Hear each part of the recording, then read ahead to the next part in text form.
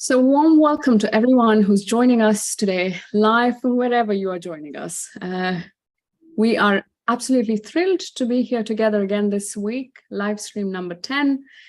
We have a very interesting topic that we are going to carry on from the last week, that we'll be picking up again this week to talk together in our session.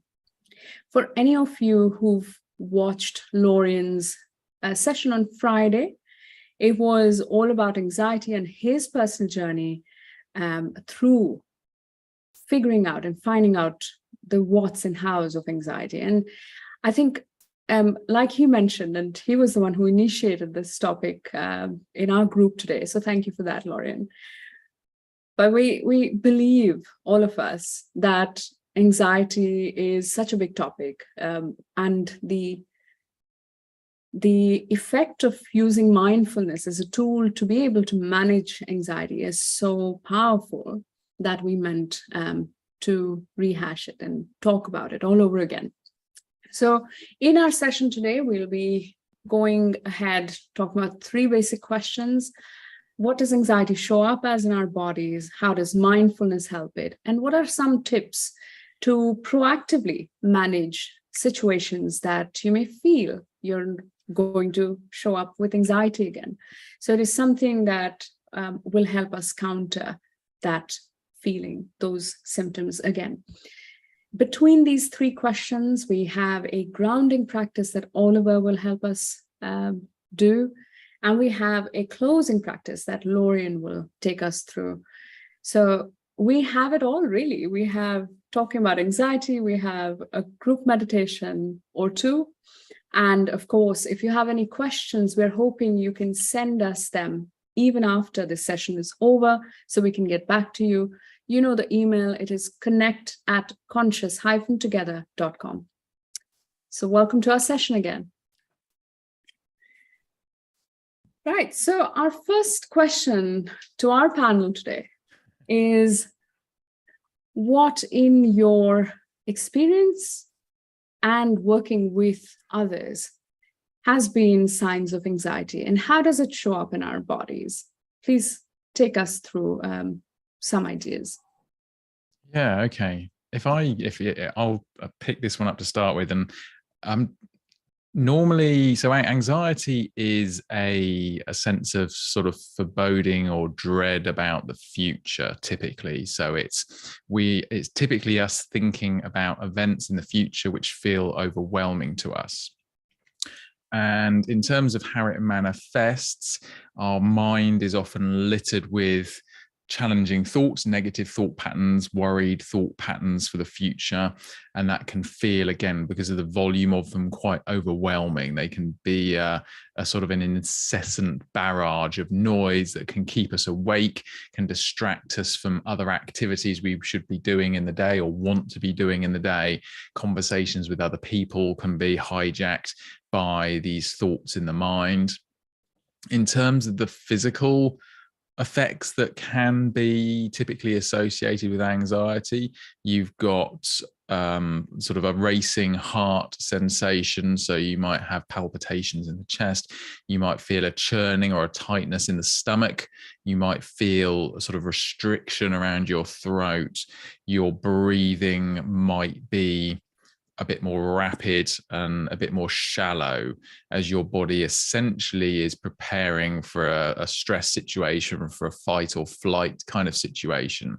So any of those physical sensations that you might get when under threat, when something challenging presents itself to you, could present with anxiety. But typically you're talking about sort of a flood of thoughts, typically focused on the future, and it feeling overwhelming, or too many problems to fix.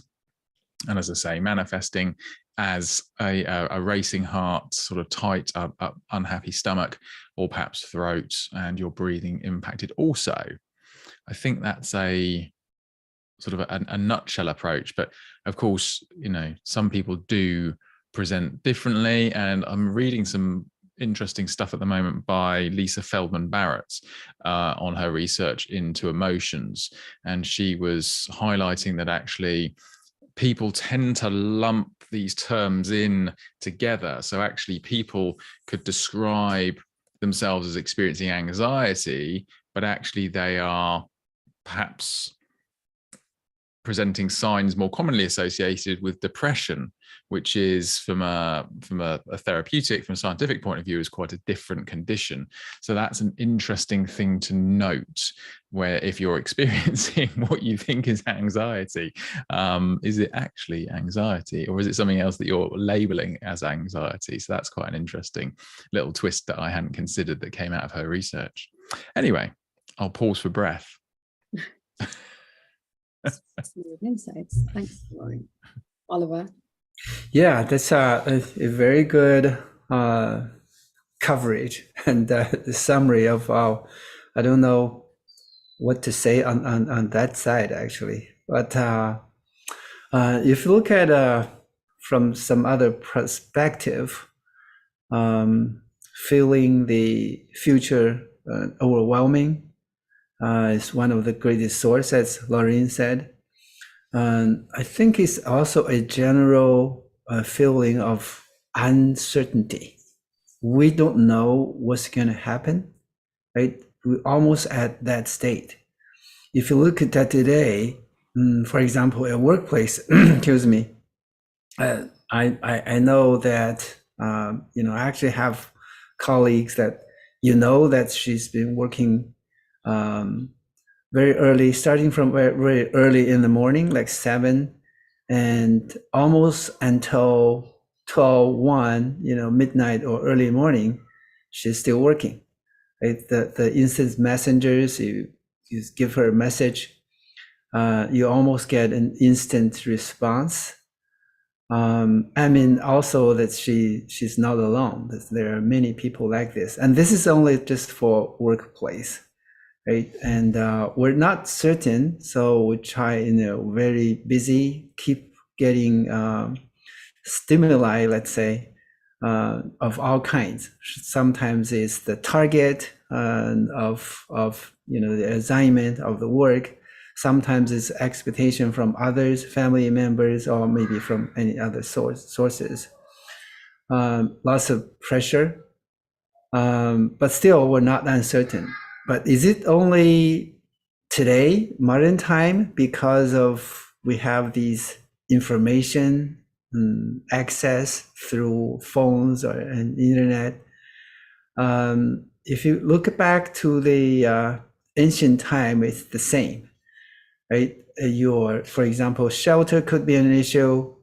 In some cases, maybe just take human being as an example. There may not even be shelter, right? You live somewhere in the forest and you don't know, at night there could be snakes, or maybe mosquitoes too, as small ones, but could be life-threatening animals like tigers and lions.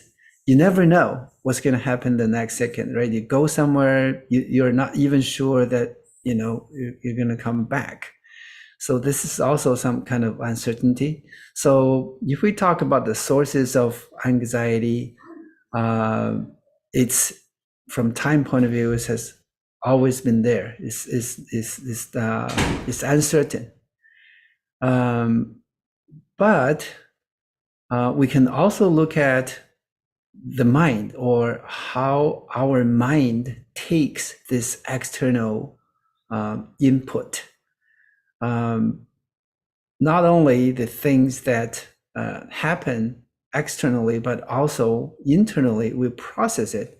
We add a lot more to it, right? For example, the fight or flight, as Lorien mentioned, even if the tiger doesn't show up, we still have that uncertainty, right? We worry about that the tiger may show up. I think that's another source, maybe even a bigger percentage if you look at today. We spend time worrying, ruminating, thinking about things, right? Overthinking. that's probably even the bigger source, right? For example, if you live in somewhere that's safe, there still be cases that almost tiger-like emotions that arise automatically without any, even without any cause or without any reason, it still rises. So this is the source.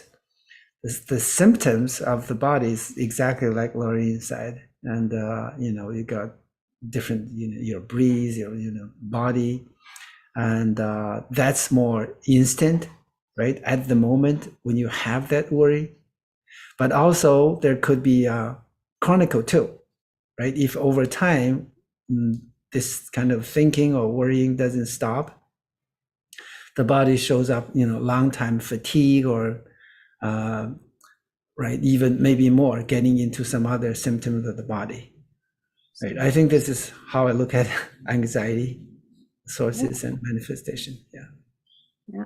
Thank you so much, Oliver. And I think, like we all know, I think it's probably common knowledge now. Like you said, we have a very reptilian brain inside of us, which is willing to jump out when things may look like they're not going well for us. And so I think I agree with both you and Lorien in terms of how our body shows up, but also our mind shows up when we are anxious. If you look at, especially with me, and I don't have a anxiety sort of disorder, or I don't have anything that shows up every single day. But in terms of anxiety, I still have those butterflies in my stomach. I still have those mornings when I wake up thinking, oh my God, what if everything goes wrong?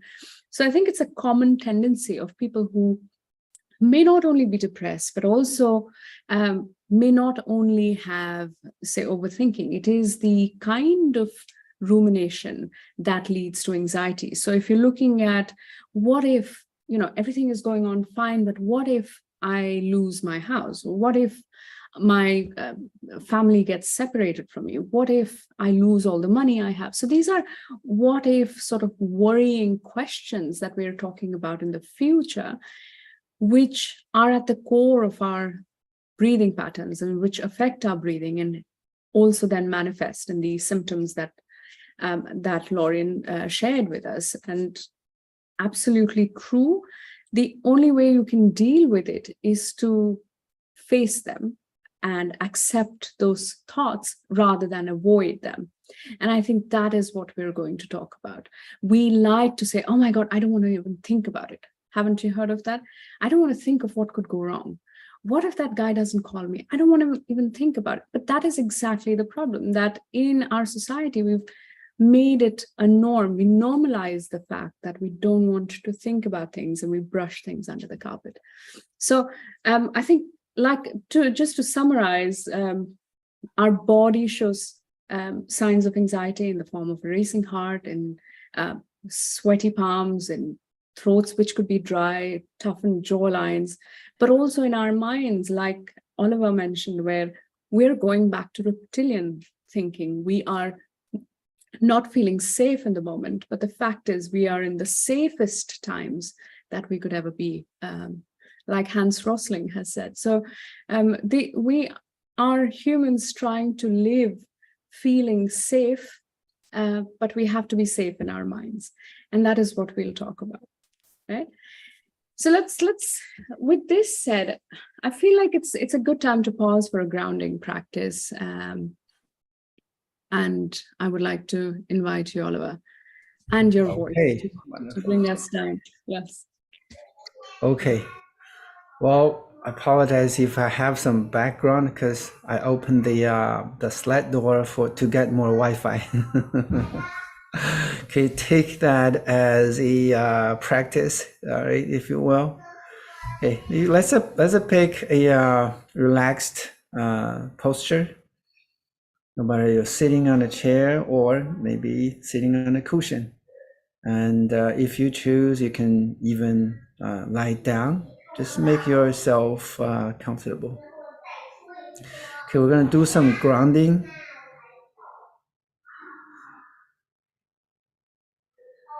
Relax the body, shoulders, torso, limbs.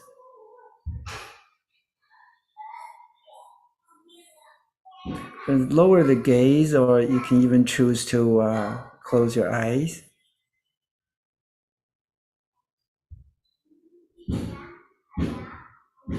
Okay, let's start with watching our breath for a few moments.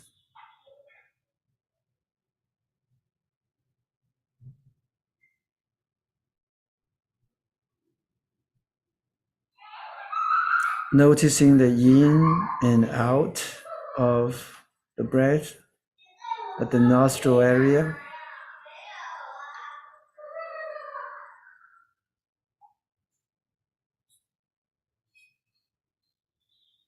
Or maybe the rise and fall of the abdomen.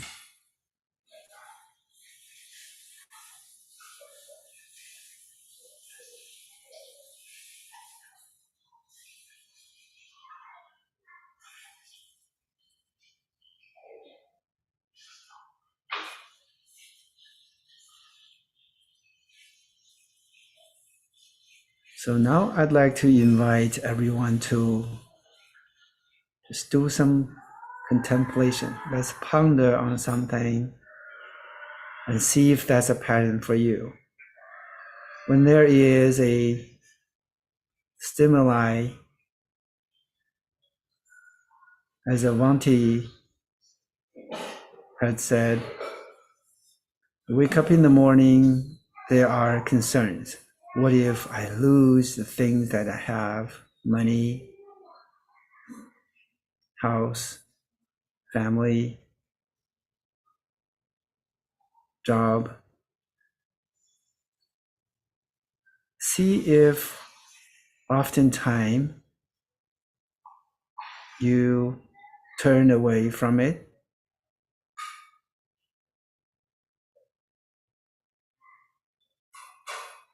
almost like you don't want to look at the thing at all.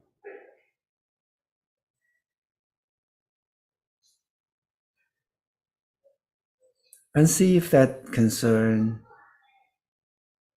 disappear at all.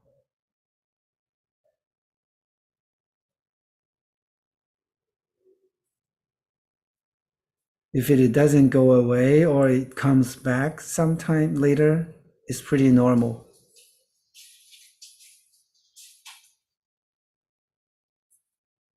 In mindfulness, one of the very common tenets is to confront and approach.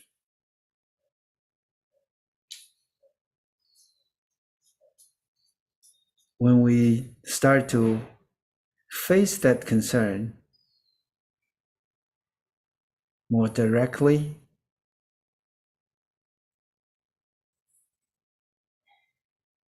you may find it is not as real as you thought.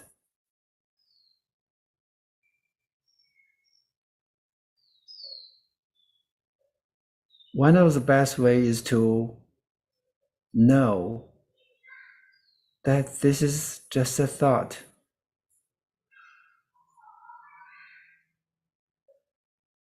Thoughts are not facts, but it is only through that you confront and approach that you can find this.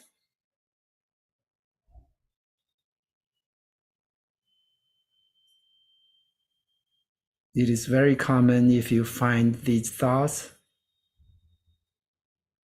just like the clouds in the sky, just it's come from nowhere. This may stay in front of you for some time, but eventually it will disappear. And the cloud is not sky.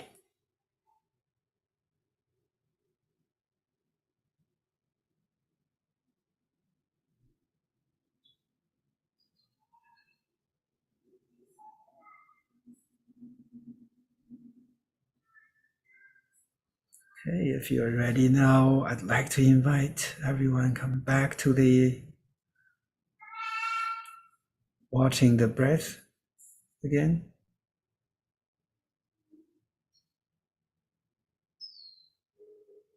Breathe in, breathe out.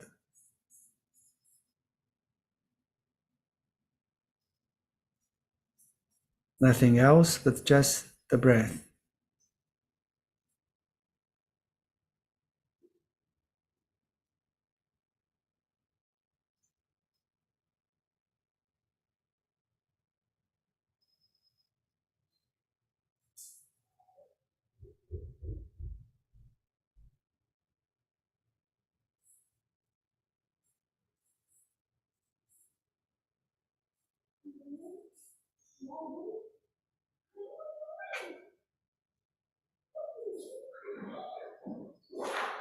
This breathing, or maybe there are other means of grounding yourself back to the moment now, will train you a better ability to know that those thoughts or emotions are not real.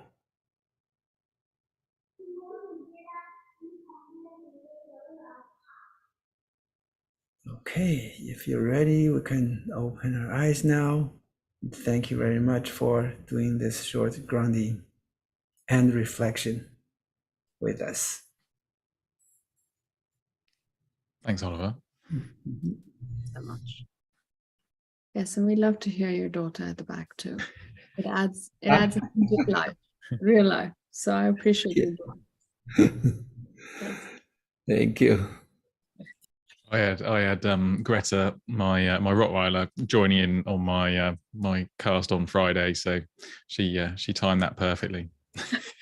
It's just, And it really reminds you that no practice in mindfulness is ever complete unless you can do it in real life, honestly.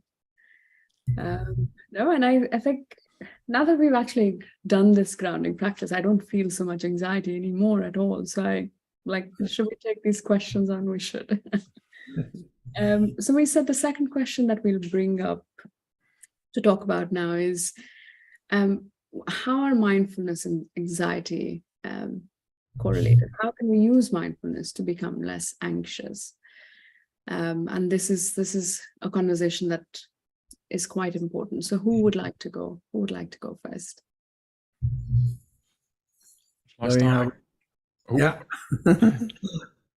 Yeah. So, I mean, in my experience, again, I mean, mindfulness creates space for us, and that, I think, is what an anxious mind sorely needs, is that breathing space. When we're lost to our anxiety, our stresses for the future, this overwhelming sea of problems and challenges that we can't possibly find a solution for, then creating mental breathing space is crucial for us to reposition ourselves into the reality of the moment we're in, rather than this sort of nightmarish prospect of a future that we've conjured in our imagination. So mindfulness affords us always that space to create the possibility of making a discerning choice on how to act. And that's same for managing any of our emotions, you know, things like anger as well. If we're sort of getting frustrated and feel that we're about to boil over, being mindful of our condition, our circumstances, can allow us to find that space to allow the heat of the emotion to pass in that split moment, so that you don't have to say something that you really don't want to be saying, or you don't want to carry into the future. So you might think you want to say it, but you might not want to carry that into your future or the future of another person. And the same is true for the anxiety. It's about creating that space. And I suppose that's really the critical element that I want to open the dialogue with from my perspective. Thank you, Lorien. And You're muted, Avanti. Did you want to talk? No, I was just agreeing with everything Lorien said. Yeah, wonderful. Yeah, definitely agree that, you know, in mindfulness, we often mention this term, autopilot, and we actually don't really know that we live in a pattern or in a mode. I almost can call it dream walk, right? If that makes sense. And we don't know what we're doing or what the mind is doing. Autopilot is often a mode. For example, if there is something, a stimuli, we want to respond instantly, or we feel obliged to do that, right? We have to react, and things like that.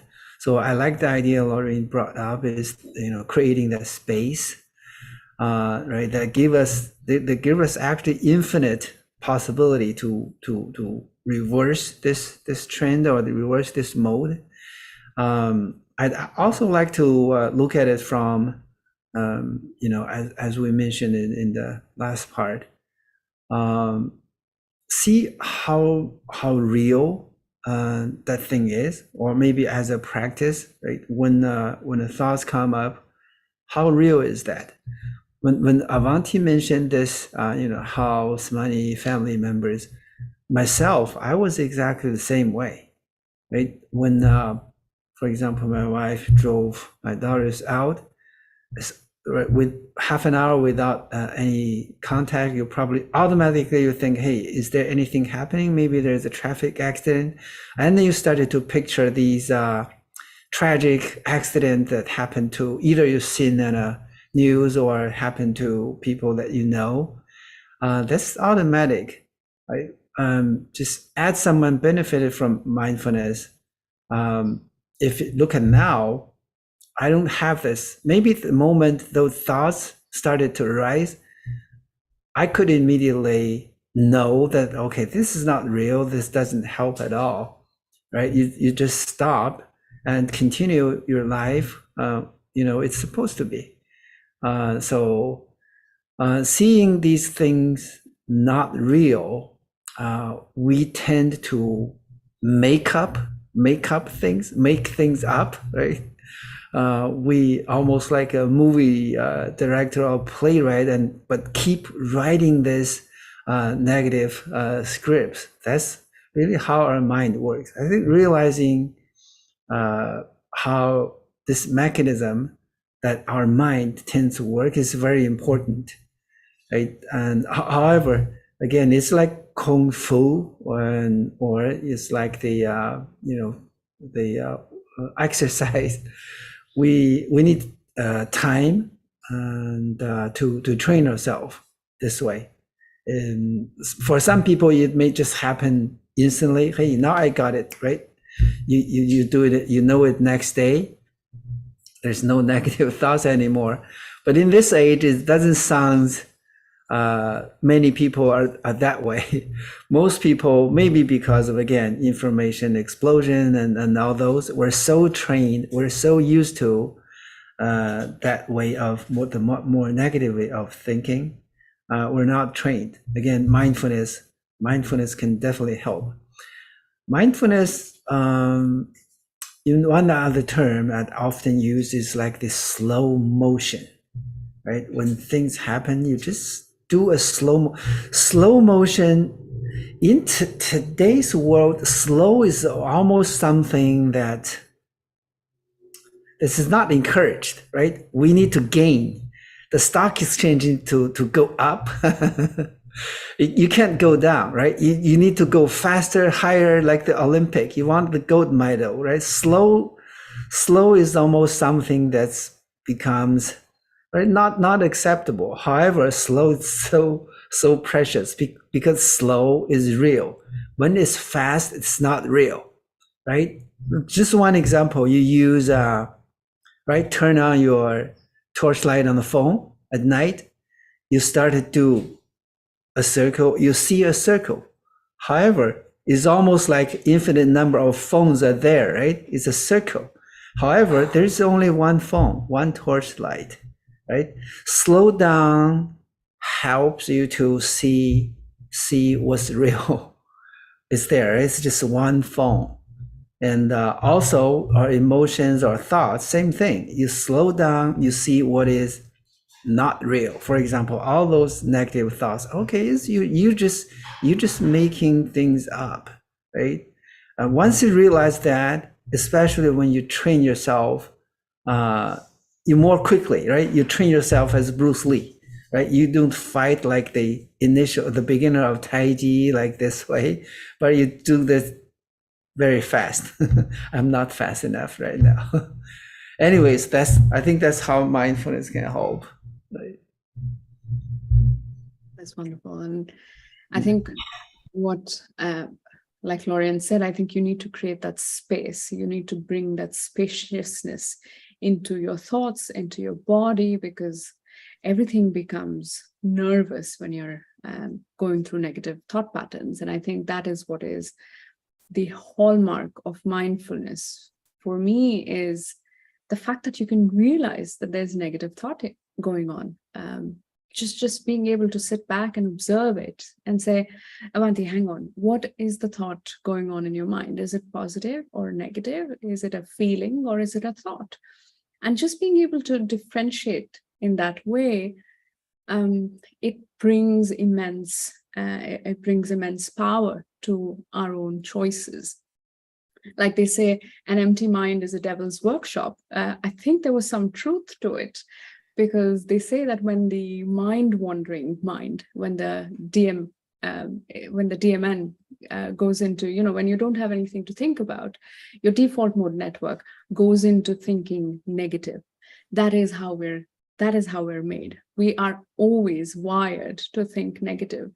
So it is a very conscious effort to then move from a negative thought into a positive thought. To take Oliver's example, when a loved one leaves home, to say, this is a thought that is recurring to me, that something could go wrong, but I will believe that we are living in a very safe world today, and they are going to come back. Maybe it is something to do with their phone batteries or they're out of range, but they will connect to me as soon as they can. And I will believe that, and I will trust that. And so it takes a very conscious effort to make that shift every time there is a negative thought coming in, to say, do I want to believe it? Or no, how could I reframe this thought? And this is also what we, I think all of us, if not one, but we're all trained on mindfulness-based interventions, which means there are programs that can help us switch our thinking, change the way we think about situations, which I would highly recommend for you to visit our websites and sort of participate in these training programs, because they are really tools for life. It is not only relevant to an anxiety, not only relevant to a depression, not only relevant to stress, but I think when you are able to open that expansive way of thinking, your life becomes a little bit more calmer in general. And that is what we're all aiming for, isn't it? We've worked so hard to get to where we want to. We want to enjoy that in peace and not be worried about the other shoe dropping. Yeah, definitely. I mean, that makes so much sense. And I think it's so important to remember the stickiness of thoughts and how mesmerizing they are. And, the point I think that we're all articulating is that we have the opportunity through mindfulness, through repeated practice, because as Oliver says, most of us don't get it immediately. It's very unusual. Some people do. It's like a light switch, and they're like, yeah, they're there, they get it, they're not associating themselves with their thoughts. But actually, we've spent so long mesmerized and enchanted by our thought patterns, lost to the movie theater of our mind, that it takes time to recondition our attitude to things. And it's not about stopping these thoughts, and it's not about, because again, our mind is a prediction engine looking to protect us in the future as best it can by identifying possible threats to us, or threats to our happiness, threats to our security.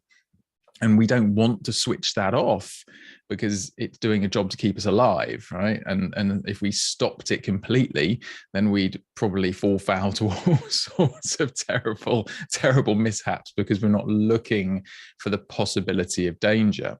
But that's not the same as identifying yourself with your thoughts. And I think that's really the significant distinction for the essence of mindfulness in this sort of secular Western approach, is that non-identification with the thought. So you have a thought, it appears, and you go, well, that's interesting, or that's unpleasant, or whatever it is, but you're not sucked into it. You don't have to follow it. You don't have to identify with it. You don't have to stay with it. You can let that thought be that thought, let it go, and let the next thought appear, which might be completely different, might be far more pleasant, or might be another challenging thought, who knows. But it allows that space for new information to appear in this cognitive engine. I mean, we need to remember that there's sort of 11 bits of data being fired into our brain, and somewhere in the region of 10 bits of data actually being focused on in any given second. So you're just allowing your brain, allowing your mind to focus on something else that's, might give you a different perspective on life. So well put. Thank you for that. Okay, so I think we've spoken now a little bit about how mindfulness can help. I want to now pick the third question, and I think we have just enough time. That's we're doing really well on time. In terms of how we can use mindfulness tools to prevent these anxiety attacks, if we could call it, what are some things that we could do differently than we do today? Say I'm a person who wakes up with crazy thoughts and I'm really agitated, I feel really unsafe. What would you recommend I do? Okay, I'll start this time.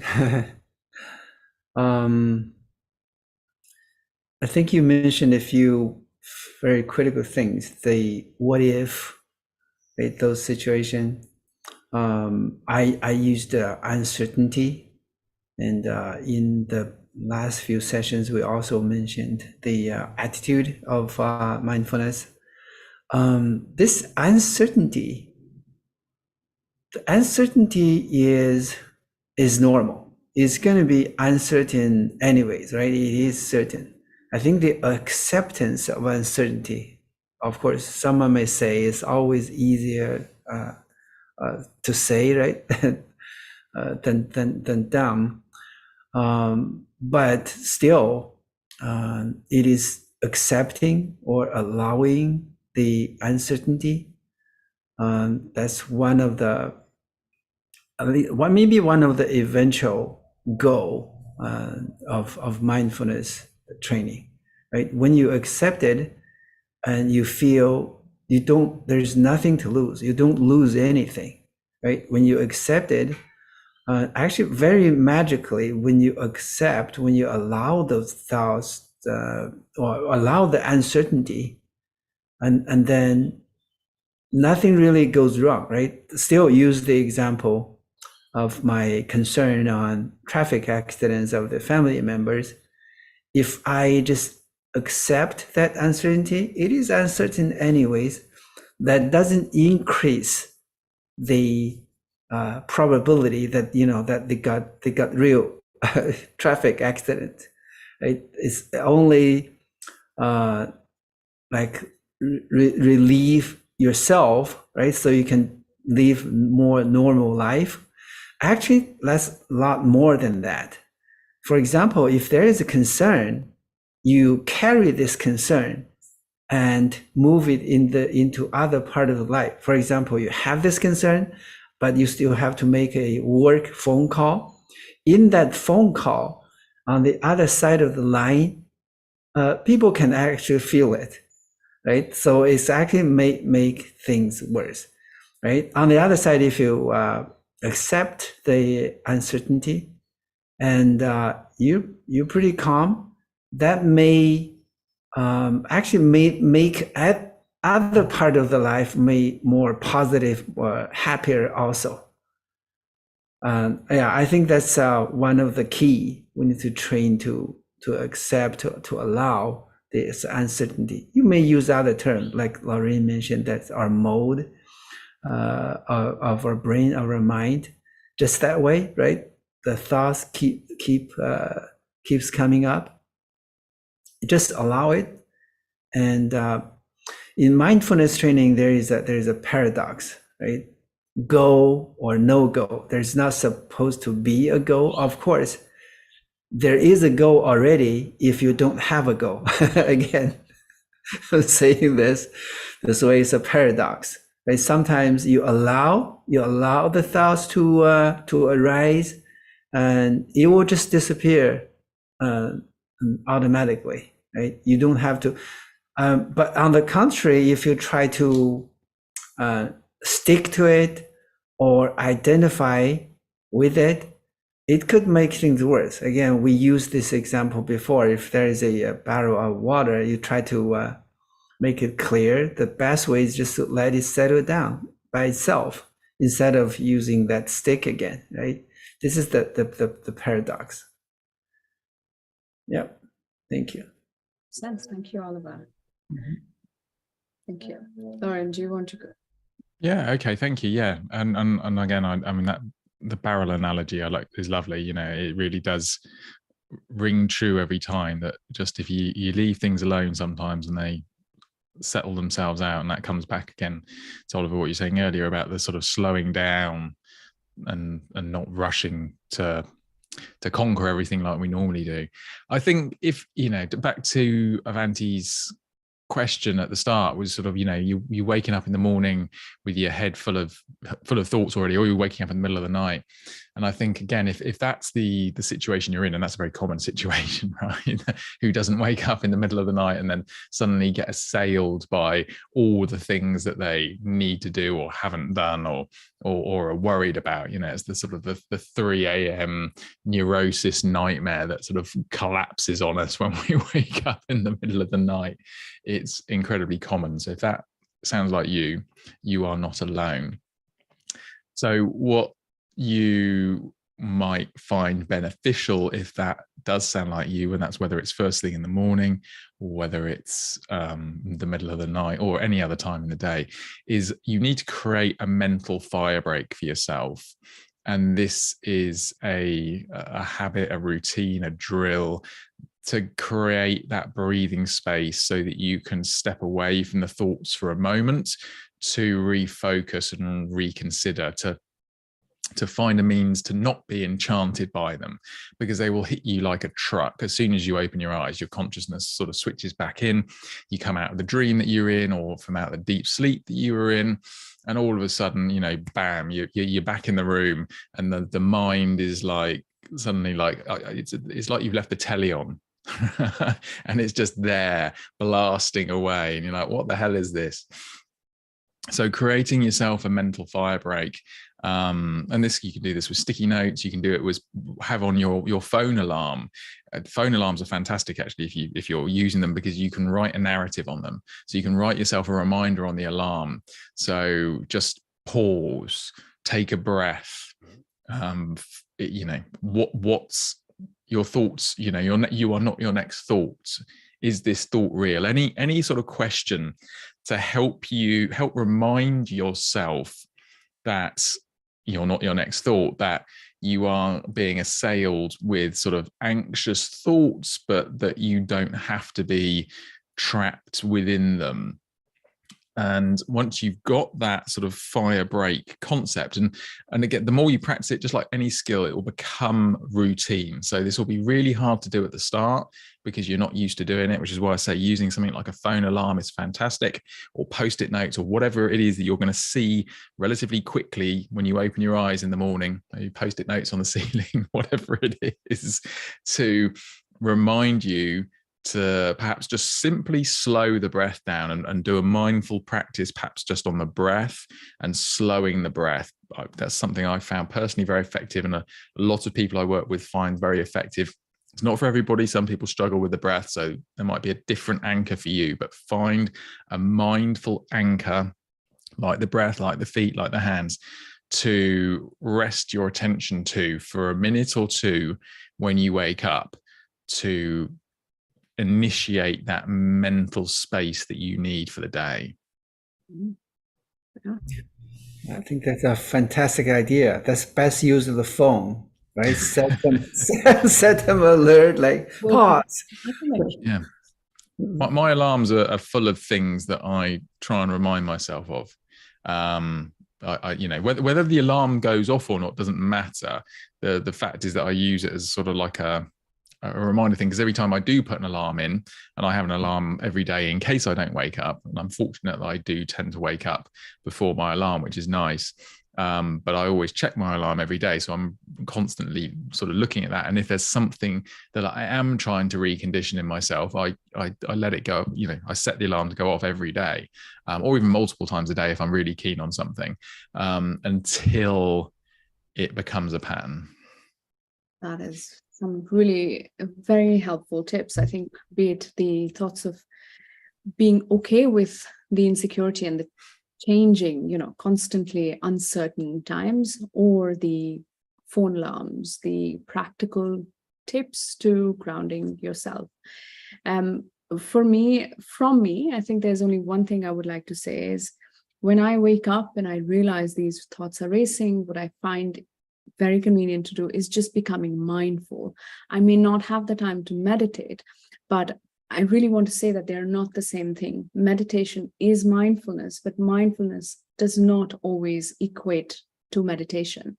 Mindfulness is just simply becoming aware of your hands, your legs, the temperature of your body, the sheet that you're in, or the slipper that you put your foot in. So it's really bringing your awareness to what is happening right now, rather than, you know, adding more thoughts to it or trying to shield them, or, you know, finding ways to deal with that.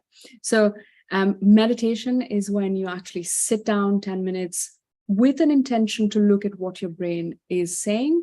But then sometimes the brain or the mind speaks up on its own, like the neurosis Lorien was talking about. And those are times when you must find the way to bring yourself to the current situation. What are my senses telling me? What are my eyes watching? What am I smelling? What am I sensing? And so just bringing you back to the present. That will also help. This is my tip for the day.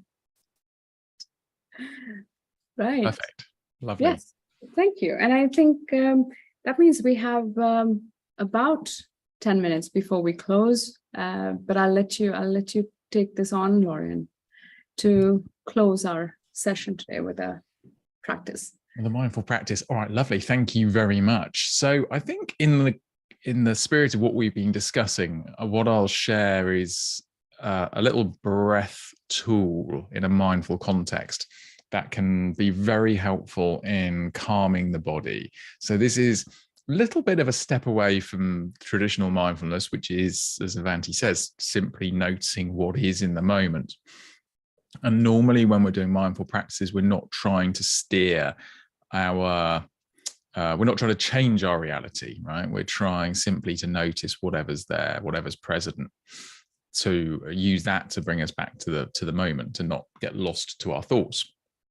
But the invitation in the remainder of this session is to intentionally change the nature of the breath, if that feels okay for you. And this is a very calming, very relaxing practice. So it's called small breath holds.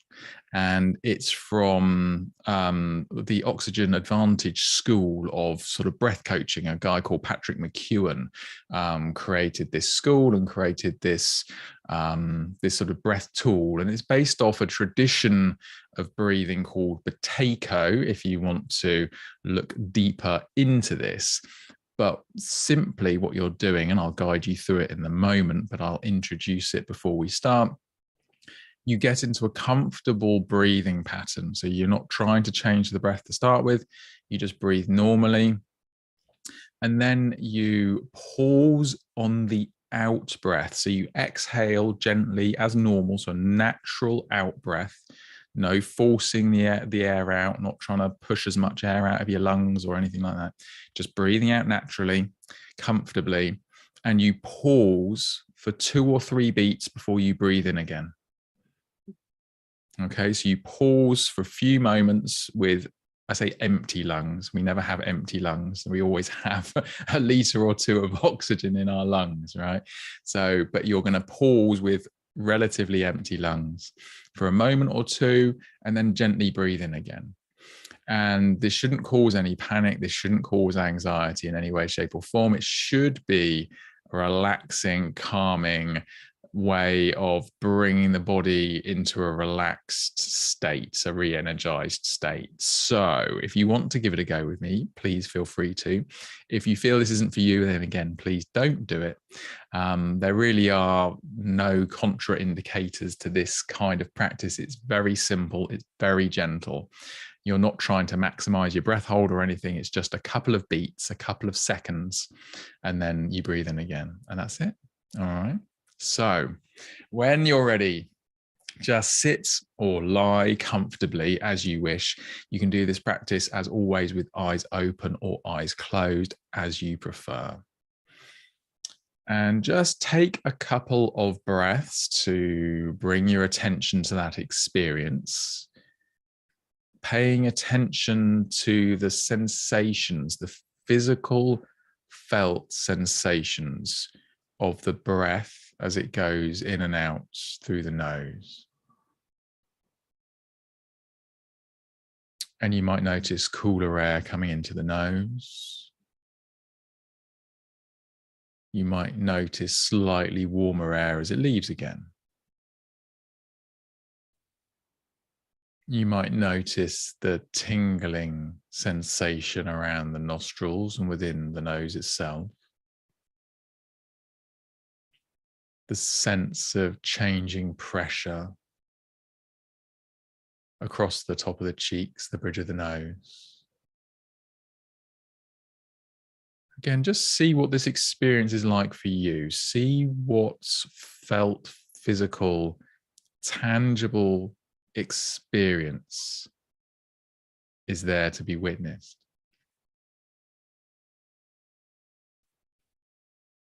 And notice the rhythm of the breath, the rate of the breath, and you're not looking to change it at the moment. You're not looking to slow it down. You're just seeing how your breath is settling naturally as you focus your attention gently on the experience at the tip of the nose.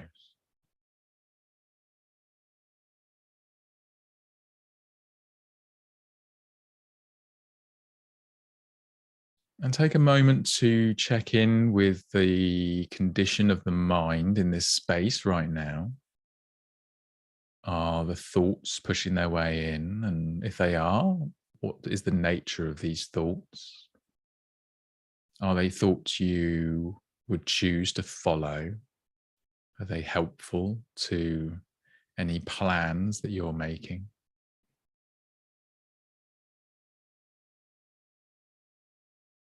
And check in as well with any emotional quality or feeling tone. Simply being curious. Simply bringing attention to what is.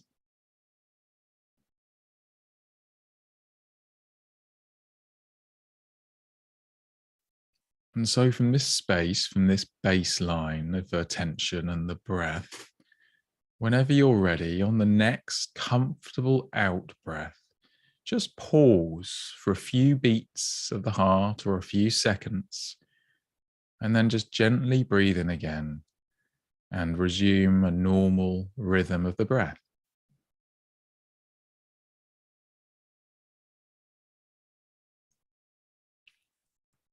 And if it feels comfortable, you can repeat this as often as feels comfortable. That might be every 3 breaths. It might be every breath. Depends on your breathing and how it feels.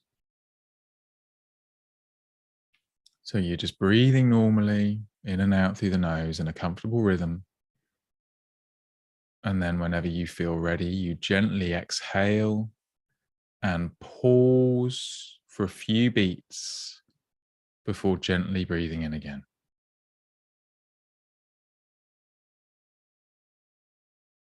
And you can pay attention to that space at the bottom of the breath, that space between the breaths. What's the qualitative experience of that?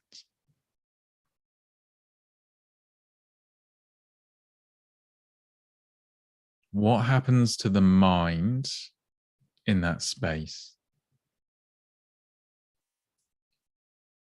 Is there any change to the nature of the thoughts, the emotional sensations?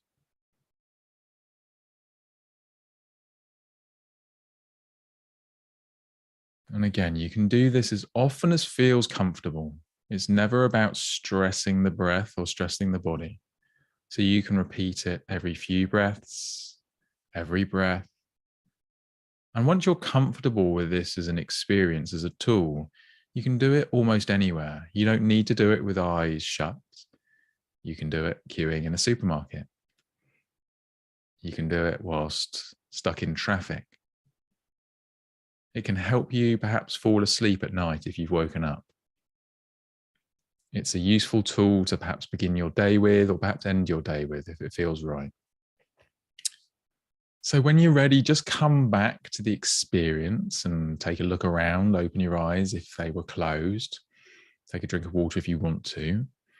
And there's an invitation to reflect on that practice, a slightly different approach, not strictly mindful, but a very practical, powerful tool of focus and relaxation, and what you noticed about the mind and the experience of the body. Thank you. Thank you, Lorien. I must say that I've taken to standing today, and I did feel like I was going to lose my balance, which is when I have to open my eyes, because I think the kind of expansion it gives you in your lungs and sort of the diaphragmatic breathing, the tool helped me do. I think it was quite powerful. So thank you for that. Yeah, it was. Yeah, it was wonderful. I've heard this from other source, but I didn't try it till you led. It feels good. Yeah, I think it's excellent. It's such again super simple and really powerful. And again, once you're comfortable with it, if you want to pause the breath for longer, that's fine as well. So you can, again, you keep it comfortable, you keep it sort of natural. You're not straining. It's not a maximum breath hold. But if you want to hold for 5 beats, 10 beats, if you are comfortable to do so, then that's something you can explore. And it's really interesting. Fantastic. That's a good way to finish our session. We've come to the end of the hour already. Again. Exactly. It felt like a beat, to say the least. But we are, I just wanted to say that we have a very exciting guest joining us very soon. Dates not confirmed yet, but this guest is a very special person who's actually been through the experience of trying breathwork and being, on her journey, if I can say that it's a woman. She's been trying these processes out for a little while, and she has volunteered to come and share these experiences, which we will absolutely cherish. It means a lot to us, and we will keep you posted on the dates and when you can meet her or learn more about her. But keep share, and subscribe to the channel. And also keep an eye out to see when we're going to publish this interview with this special person. But we hope you enjoyed the session as much as we did. Please send us your questions, and we'll see you next week. We're saying a goodbye now. Have a lovely week ahead. Yeah, see you next week.